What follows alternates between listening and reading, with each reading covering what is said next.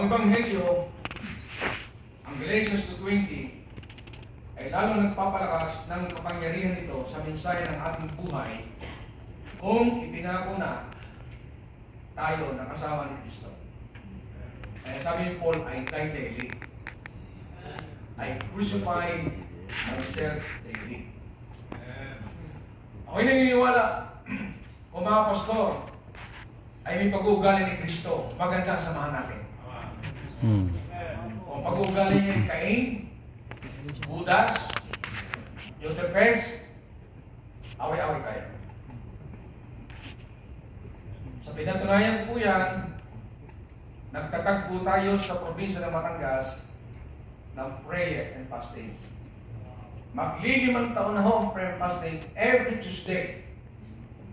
This is the only prayer and fasting in the Baptist group na weekly ay may prayer fasting every Tuesday, maglilimang taon na. At ang dami pong testimonya. Bakit? Sabagat nga, the spirit is willing, but the flesh is weak. May visitation ka, may tukso. Tatayok sa pulpito, may tukso. Magka-counsel ka, may tukso. Minsan, ikaw mismo ang tukso. Totoo yan, mga kapatid. Kaya paghandaan po natin ang ating mga personal na laban sa tatlo, sanlibutan, sarili, at si Satanas. Pag ikaw'y naging makasanlibutan, kuha ka na. Pag ikaw ay makasarili, laman, kuha ka na. Nino, ang dati mong tatay, nilaligan mong dati mong tatay, si Satanas. So, dahil po sa prayer and fasting, ang kapangyarihan ay lalo hong naging applicable. Hindi lang sinasabi, it is the power of God. Bakit? Ay may back-up na ho. May back-up na ng prayer and fasting every Tuesday. Kaya nung naging bunga sa Batangas, nabuksan po ang isang isla, Isla Verde. Buong isla, walang Baptist dyan, walang Kristiyano dyan, purely Catholic at mga albularyo. Pero ngayon po ay may 4 at ilang Bible study, buong isla ng Isla Verde. Bunga ho ng prayer and fasting. At ang pastor natin dyan is Pastor Panelo. Ang katanduanes, away-away ho mga pastor. Away-away, hindi magkasundo. Dinala ang prayer and fasting. Ngayon po, ang katanduanes ay nagkakaisa na mga pastor. At ang sabi, kahit si Pastor Kampol, padala namin ng ticket, gusto namin makita bakit ang sarap palang magtrabaho sa gospel, hindi mag-isa, kundi magkakasama. Wala na yung agawa ng member. Wala nang siraan sa pulpito. At wala nang bakbakan pa nagkasalubong sa tulay. Iyong Cavite. Akin na tondo. Pag lumapas ka dito, tatarang ng dugo. Ayaw, kung ito lang. Talagang magsusuntukan, mga pastor. Pag ang lilipat ay mayaman, tatanggapin. Pag mahirap, sa iyo na.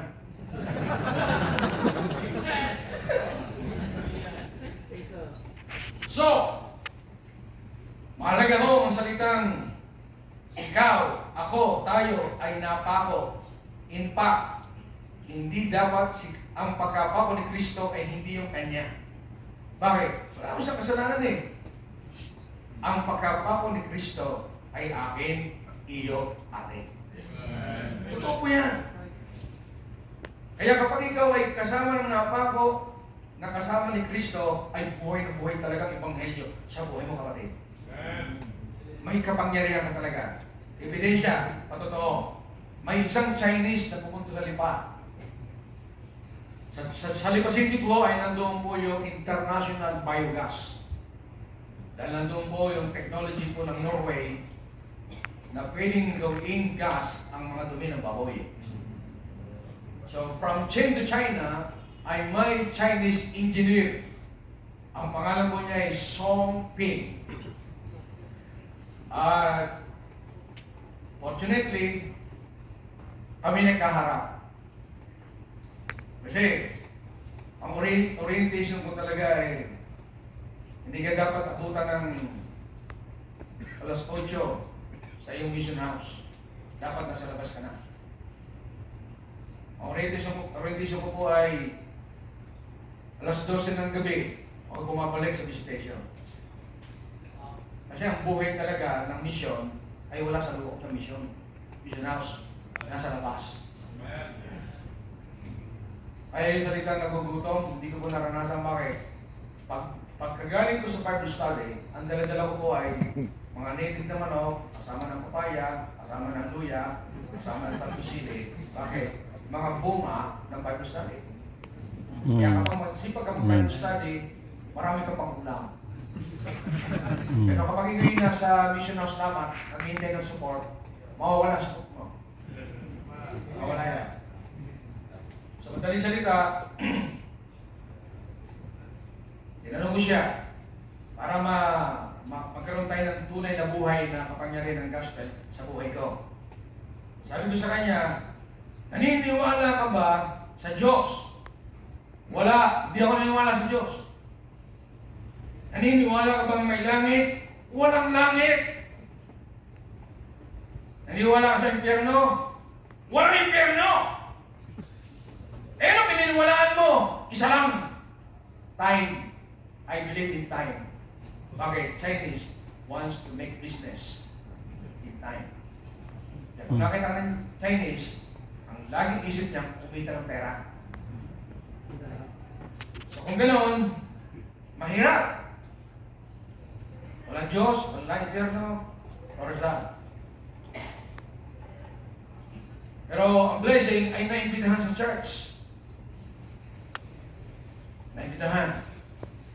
At nakita kong nakaupo. Nakaupo siya. Okay, sabi ko sa church, kasi Tagalog po ako mag-preach eh. Mga kapatid, pagpasensya muna, hindi muna ako magtatagalog. Okay, mag-English. Alang-alang sa bisita natin in Czech. So I preach the gospel. I preach the gospel. First, started in my heart. Totoo yun. Na ang pag-ibig ng Ebanghelyo ay may halik, may pagmamahal. Pag-ibig, yung po'y lalabas. Yung po'y lalabas. At nang ako'y mag-invitation, siya ang kaunang-unahang lumapit sa altar. At ako'y nagulat. Sabi ko, bakit ka lumapit dito sa unahan? Ay alam kong wala kang Diyos, wala kang langit, wala kang pero, wala kang pininiwalaan. Bakit ka lumapit? Ano sabi sa akin? I want to receive Jesus Christ. Amen. At tumanggap siya kay Kristo. At bumalik ng China. At siya ho'y nagbigay ng sulat sa akin. Ano sabi sa akin? Pastor, thank you very much for bringing me in the world of Jesus Christ. So nakita natin na ang kapangyarihan po ng gospel ay lalong nagiging makapangyarihan sa ating naranasan na tayo kasamang napako ni Kristo sa pusang Kalbaryo. Dahil kung hindi totoo sa buhay ninyo, at karnal pa, masama pa ugali, away-away, kung anong membro, laging galing sa pulpito, nasa mga loob, ay walang kapangyarihan ng gospel pag ano. Wala eh. Para bagang yan na iniinom na vitamins, hindi natalab. Bakit hindi na natalab? Ay marami palang bulati sa tiyan. Bulati pala ang nakain ng vitamins. Alam yung bulati yan, yung masasama ugali pa natin. So hinahang mo kayo, hindi yung palaki ng simbahan. Pagandahan ang ugali. Mahalin po natin ang mga pastor kahit hindi ka mahal-mahal. Gantihan po natin ang buti. Inuhanan tayo ng isang membro, magtingin ka pa ng isa. At di ba na kontento, bigyan mo pa ng dalawa. Ipamigay mo lahat ng backslider.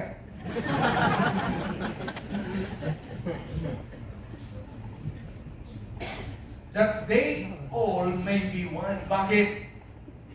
that they also may be one in us. Bakit? Ang tatlong persona lamang ang may kapangyarihang sumira ng apat na departamento ni Satanas. Dahil sa aking pong karanasan sa demonism, hindi ka pa nag-visitation, nauna ng Diablo sa pupuntahan mo. Dahil ako po ay nakaranas na magpalay sa demonyo, yung nagkaroon ng deliverance, nakasama ko po sa visitation. At habang kami nag-visitation, nagtatrans pa siya, nakakita mo sa mga spirito. Sa pagpasok sa bahay, kasama din ang Diablo. Kaya minsan, hindi nagpapakita, hindi nababalik, ayaw na. Bakit? Pumasok na mas mga spirito. Kaya ang gospel po talaga ay, ang ministry talaga ng gospel, hindi lang magligtas, kundi magpalay sa demonyo sa unsaved. Diyan nga papasok na may mga membrong hindi pa saved Niwala kayo, may mga membrong hindi pa saved? Ugali. Naniniwala po kayo sa yung walang hapon, walang prayer meeting, dadating ng morning service, tapos ng Sunday school. Hindi pwede yun dito sa IBBA, di ba? Papalayasin. Ano sabi pa sa buking kagayanin? Huwag mo sa metro nyo. Totoo yan mga kapatid. Alam mo pinakamagandang congregation, hapon at prayer meeting, hindi nito ng umaga. Prayer meeting. Okay. Sinabi ni Kristo, alam niyo mga kapatid, hindi na po talaga siya ay Savior. Siya ay believer. Kasi yung mga nagsasave, sinabi niya, I will build my church. So yung mga na-save through the gospel ay ino-organize niya as a local church and as a part of the body of Christ. Yung po ang malakas na nagtatrabaho, hindi ako personal, hindi ikaw personal, yung kanyang katawan na binigyan niya ng commission, go ye into all the world and preach the gospel. Mga kapatid, ang ating time po ay church age. The only reason bakit hindi pa nagra-rapture, dahil kinopredikta pa talaga ang mga kaluluwang maliligtas through church age, church grace. Kaya nga po ang ating ministry ay ministry of the Church of Jesus Christ. Wala ho tayong ministry. Wala ho tayong ministry. Ministry po yun ni Jesus Christ. Siya ang ulo, tayo ang katawan. Kaya mas malakas po ang evangelization kung katawan ni Kristo ang nahayo. Hindi ho tayong personal na mag-isa. Kaya tayo sa Philippines, tayo po mga kapastoran ng umaga sa bawat probinsya. Kaya ngayon gusto pong maging ending magkaroon prayer fasting sa bawat probinsya. Sabi ng mga lagyan, Panginoon, bakit hindi namin mapalayas? Yung demonyo. Gusto kong sabihin sa inyo, ang gospel, ang salvining, yan ay papapalay sa demonyo. Kasi mga patay spiritual po ating pinupuntahan. Mga anak ng demonyo pinupuntahan natin. Mga territorial spirits po yan. Yung mga pride, yung yaman, yung sama ng tao. Hindi yung kakayanin mo basta 15 minutes, babasahin mo lamang. Kinakailan mo may dala kang kapangyarihan. Kaya yung Isla Verde ay nabuksan, ang Catanduanes, ang Cavite. Marami yung nabuksan ng mga Bible study at mission outreaches. Yung bata mo namin, weekly ay 1,500. Weekly. At yung mga batang yan, ang inaasahan natin, susunod na generation, hindi yung nabaptize lamang kahapon, hindi ka masigurado yan. Yung pag-aalaga mo ng mga bata ay preparation po yan sa susunod na generation na manatili in church galing sa mga pinalaki mo mga bata. Magiging high school yan, naturuan. Mas matibay po yan. Kaysa magsusuloy ka ng matanda, bukas makalawa, patay na yan. Masakit yan, Pastor, dalhin niyo ako sa ospital. Pastor, wala akong pambayad sa bill. Patay itong bata mo na. Eh, Pastor, may patay. See? Kaya, sa magitan po ng prayer and fasting, ang gospel ay lalo pong nagiging powerful. Kaya encourage ko po kayo sa bawat kapisan nyo, pasunduin nyo na ang mga pastor na kasamahan ninyo. Mag-usap kayo. Kasi hindi ang kalaban, yan ay kasama. Ang kalaban natin, mga iglesia, mga batista.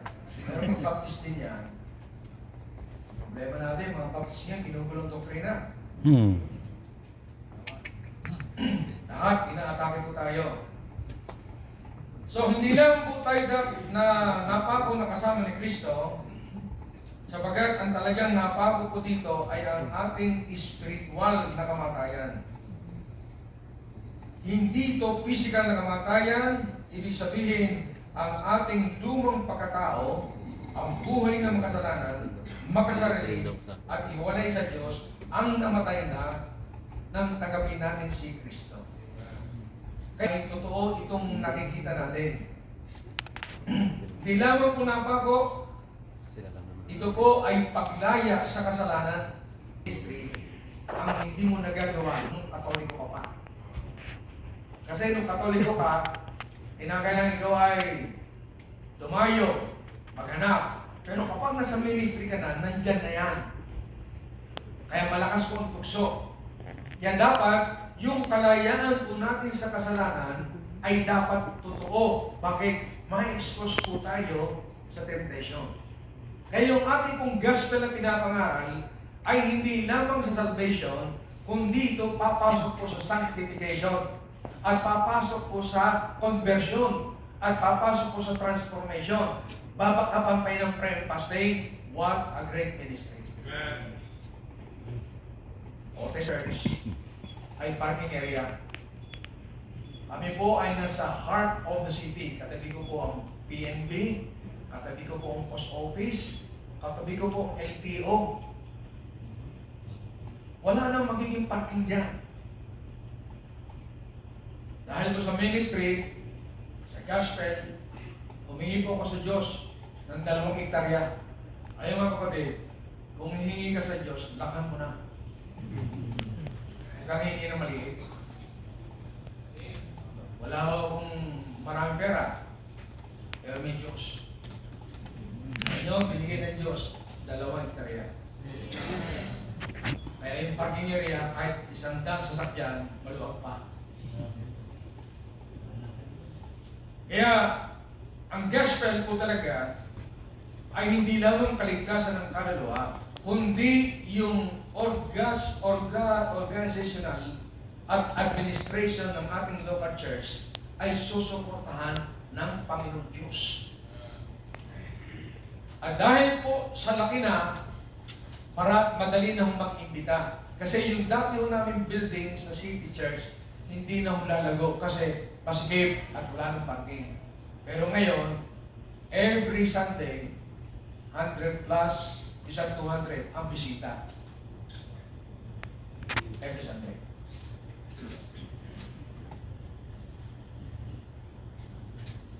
So maganda ho makarinig ng testimony ng gospel.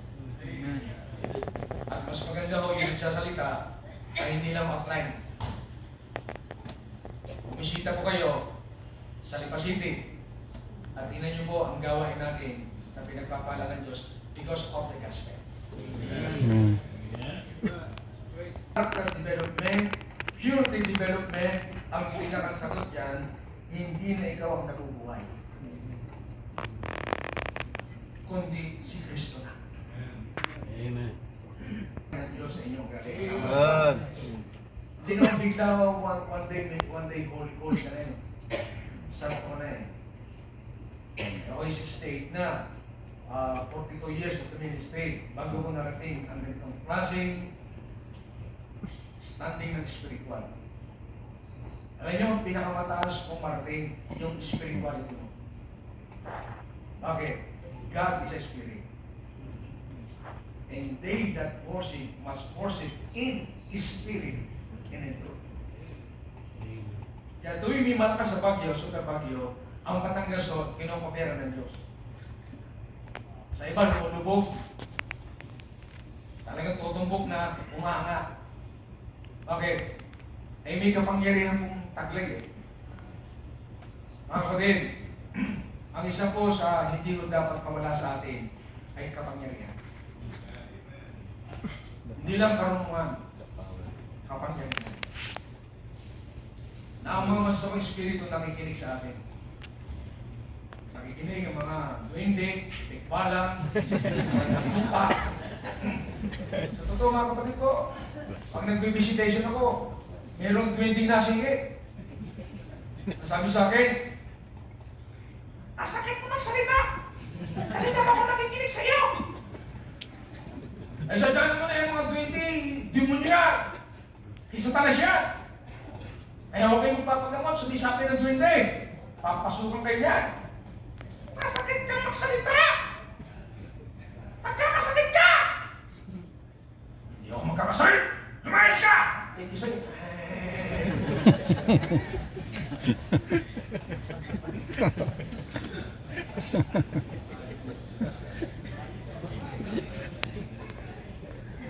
May isang babae na buntis na dila sa akin. Buntis. Ano sabi ng mag-anak, Pastor, yung dinadala niya, hindi anak ng tao. Tuwing madaling araw, pinapahira niya ng langis. Dahil sabi daw ng nag-aalaga dyan, alagaan mo ang batang yan. Yan ay galing sa amin. Nilabi sa akin. Hindi makatingin. Mata sa mata. Alam niyo yung mga membro hindi makatingin, Pastor? Delikado yan. Alam yung mga membro nandito si Pastor, dito lalabas. Delikado yan, kandahan niya yan. Dapat makalas ang discernment nyo sa mga member. Bakit? Pasok ang demonyo sa member lang eh. Bakit? Pati sa pastor napasok din. O di mo, sabi ng Panginoon, na kailang tagapin ang anak ng tao na siya'y mamatay bago sa krus. Ano sabi ni Pedro? Malayong mangyari yan, Panginoon. Over our dead body. O, nagmamala sa akin si Pedro. Ano sabi ni Jesus? Satanas, kumayos ka dito. Satanas. Alam niyo ba Satanas na yan ay nawala? Hindi nawala. Mas madami ngayon yan. Kaya tingnan yung katabi nyo, baka nandyan yan. Papungay na mata niya, tulog na yan. Eh sa totoo lang ako, kaya hindi nakatulog. Wala akong tulog. Meron akong relo na sinusukat kung ilang oras akong nakatulog. Chinik ko, nakalagay. Wala nakalagay na nakatulog. Okay. Eh talagang hindi ako katutulog yung demonyo para hindi ako makatayo dito. Pero salamat sa Diyos. Kahit walang tulog, kayo lang natutulog.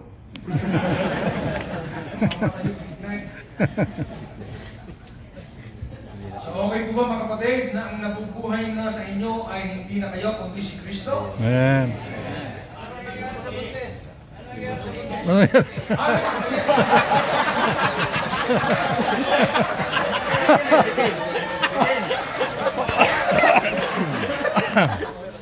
tiniti ako. Hindi ako tatay noon.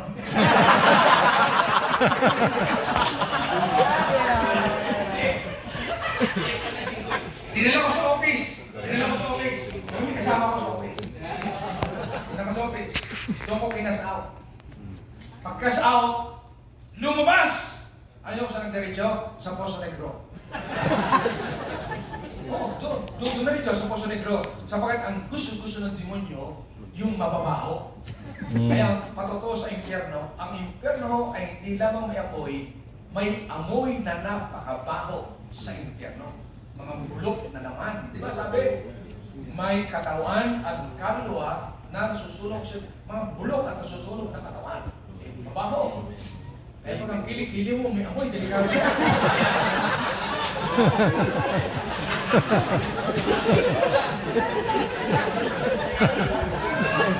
At kapag nagbiwis ka, tiis na tiis ang kausap mo. Bakit? Gusto na tapusan ng sharing. Bakit? Paano yung buga ng busuka?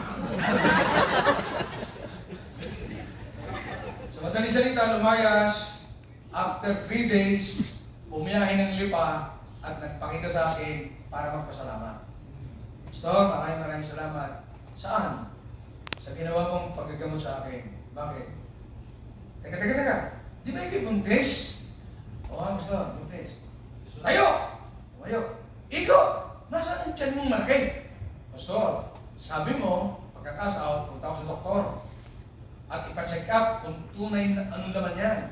So, nung upoy na sa clinic, sinuot po ng doktora, kanyang kamay sa aking kwerta, may lumabas pong hangin. Kaya ang tiyan ko, bumalik sa normal. Sa madaling salita, nagkaroon ng deliverance yung kanyang katawan. So, madali na sa kanya ngayon, i-present ang gospel, kaya siya ay madaling sumampalataya. Kaya mga kapatid, huwag ho lang tayo magaling mangaral. Dapat magaling din tayo sa pamumuhay. Ang pangangaral na may sarap pamumuhay, hindi makapagkaya. The gospel shall be verified by the kind of life we live. Kaya tayo always have a distance in our church ladies. Amen, mga iyang pastor. Magpasalamat tayo mga pastor. Mayroon tayong asawa na tigre. Liyod. At minsan halimaw.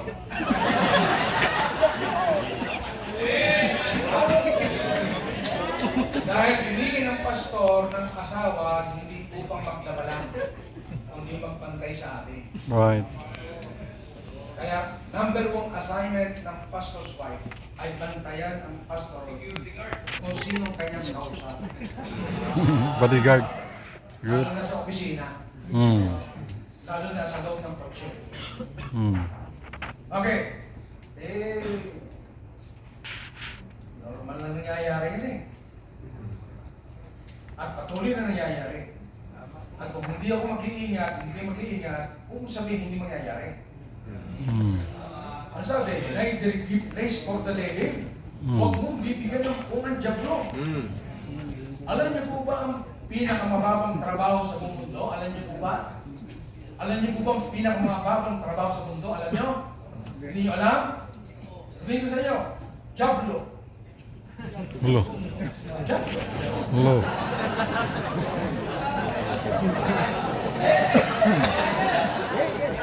Kaya kapag ikay nakuha na ng jablo, bababa na ako sa'yo.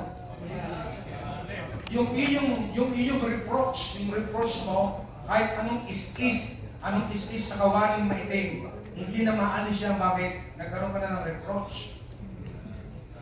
Kaya ang pinakamagandang branded natin ay hindi magaling, hindi malaki. Dapat ang branded natin is spiritual. Amen. Tama? At hindi ka maging spiritual kung wala kang nakaimbak sa memory ng mga Word of God. Amen. Hindi lang verse, chapters. Wow, chapters. Ayoko 68 na, pero ang memory ko ayaw ko mapurin. Ang balik kong sa ulatong ngayon ay Psalms 91. Hindi ho nababawasan, nadadagdagan. Kaya ako po ay hindi layas, hindi po punta dito. Much of my time is in memorization. Mahirap pag memorization na namamasyal. Nag-memorize siya, namasyal ka, nakita mo yung chips. Nakashort. Tapos kininditan ka pa. Bakit? Ang daming pastor ngayon nagwapo. Noong una, maraming pastor, pangit. Ngayon, maraming pastor, gwapo. Right. Kaya kasama ang palad, sinilang ka pang gwapo. Bakit? Napiting ka ng tukso. Kaya ingat kayo mga pastor na gwapo. Amen?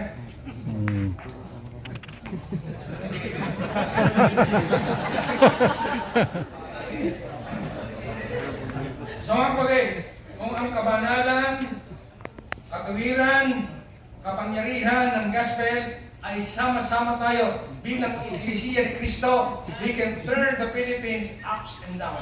Amen. Praise God. Itatawag natin ang Pilipinas. Bakit? Isang bansa lang yan. Eh, sabi ni Cristo, buong mundo. Kaya ako po ay supporter ng mga missionaries. Hindi na natin pinag-uusapan yung grupo. Basta i-save, proven, maayos, tinawag ng Diyos, suportahan. Kaya pag-pray niyo po ako na madagdagan pa ang suporta sa mga missionaries. Mas mapalad po ang nagsusupport kaysa nahingi ng support. Kaya kayong mga nahingi ng support, dumating sa buhay ninyo na kayo na nagsusupport. Eh kaso 30 taon ka na, nasupport, hingi ka pa ng support. Ang nangyayari sa'yo, parang support.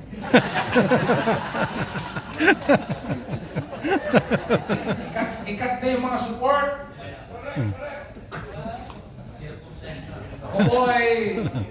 Ako po din ay naranasan kong magbiyahe ng Amerika. I have been in 20 states in America. First driving ko po ng Amerika, ako'y naligaw. From Ohio, naligaw ako. Naragaw ko ng Georgia. Pero may ilang station na nalagpasan ko.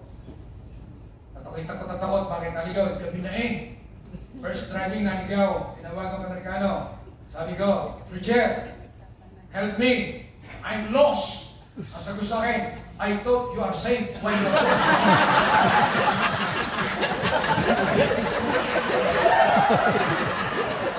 No kidding! I'm lost in the way. I don't know where I will go. Balikan ko lang kung pataas, Carolina. Pero as of now, hindi na ako pumunta ng Amerika. Sabi ng mga Pilipino po sa Amerika, bakit si Pastor Rusty hindi na napunta ng Amerika nakakapagtayo ng malaking gawain? Yun ang turo ni Pastor Benny. Bakit? 1980-81, tinuruan niya na kami. Mas nakakatakot si Pastor Benny noon. Shake naman yung support ito. At di ka nakatingin sa kanya. Oh, hindi ka dito! Paling kita dyan. Tapos kung bibigyan ng offering envelope, tinitinan. Maglalagay dyan ng 5 piso. 5 piso lang ilalagay mo dyan, huwag mong lagyan. Inanas namin yan. Kaya minsan, namana namin eh. Pero sa totoo lang, ang laki na inilago ni Pastor Benny, amen? Laki na nilago. Talagang na-influence na kami nung siya'y nakalakasan. Kaya yung mga pagtuturo ko ng pagbibigay ay talagang totoo po yan. Totoo po yan, magturo ng giving. Ang pera ho ay nasa mga member. Kaya turuan na natin sila na maging cheerful giver. So ngayon po ay ongoing itong dalawang karya. Kung matatapos po ito, it can occupy mga 3,000 people. Bakit? Kaya pag-pray ninyo na maging ganito rin maayos na at pag nag-conference doon, pag-uwi ninyo, tigigisa kayong kursulo. Kaso walang gulong.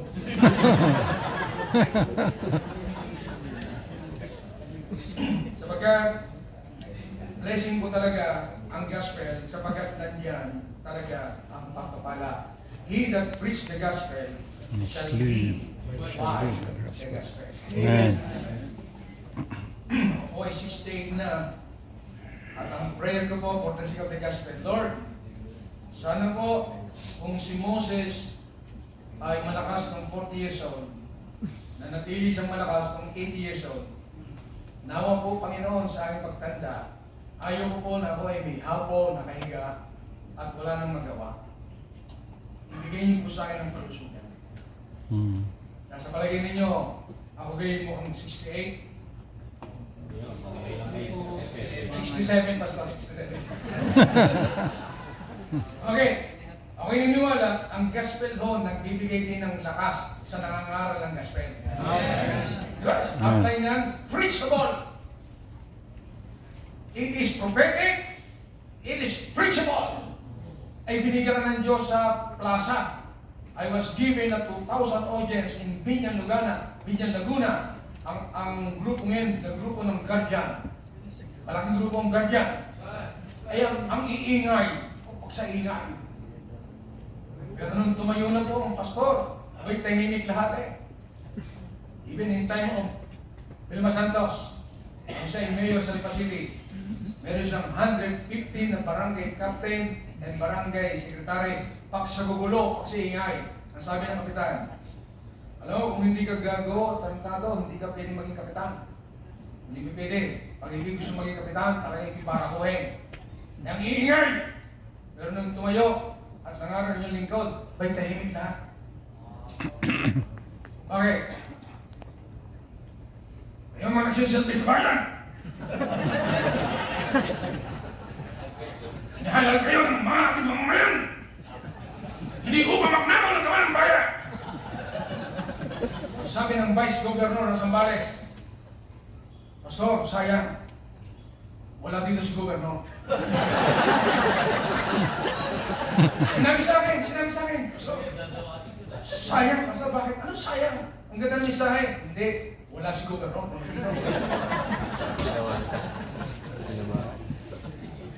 Yeah, preachable. Yeah, yung mga senior na, alagaan ninyo yung kalusugan. Kasi pag senior ka na, may low touch na, mga kapatid. Pasensya ngayon na, lumiha ko. Sabi ng membro, pag-resign ka na.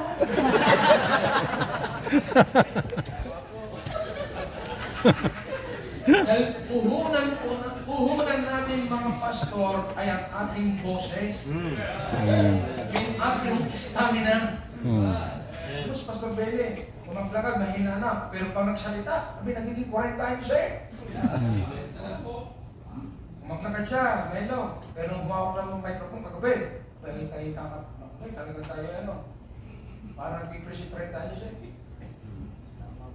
So preachable, it means you are physically fit.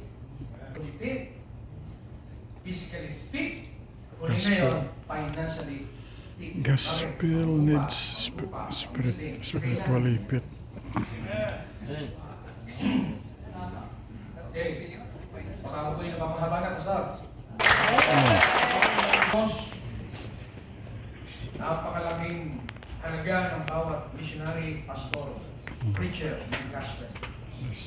We're praying, Lord, na kami po ay magkasama-sama ayon po sa inyong prayer that they all may be one, that they also may be one in us, that the world may know that Thou hast sent me. Lord, wasagin niyo po ang ginagawa ni Satanas na ang inyong mga lingkod ay pinagsisira-sira, pinagagihati, pinag-aaway. In Jesus' name, wasagin niyo po ang diablong gumagawa sa bansang ito. Na ang inyong mga lingkod, Panginoon, ay bigkasin ng inyong pag-ibig. As the preacher kanina, na ang pag-ibig ay constrainable, nagpupumili, na ang mga kapalingkod ay huwag siraan, kundi iangat at tulungan. Na kung sino man ang gumagawa nito, ay pinagtitibay ang iyong katawan. At ang sino man gumigiba, ay ginigiba ang iyong katawan. Kaya Lord, gamutin niyo po ang sakit ng aming bansa. Hindi po problema ang pera, hindi problema po ang ekonomiya, ay ang problema ay ang mga lingkod ng Diyos ay unti-unting sinisira, ibinabagsak ng kasalanan at pinagbibigyan ng mga pag-aaway. Sa pangalan niyo, Panginoon, inyo po kaming bigkasin ng pag-ibig, pagmamahalan, pagpapatawad at magtulungan. At ako po'y naniniwala, mas makapangyarihan kayo makagawa sa bansa niyo. Maraming salamat po, Diyos, at pagpalain niyo po ang mga lingkod niyo, inyo pong patuloy na turuan o banal na Espiritu. Kung aming dalangin sa pangalan ni Jesus. Amen. Amen.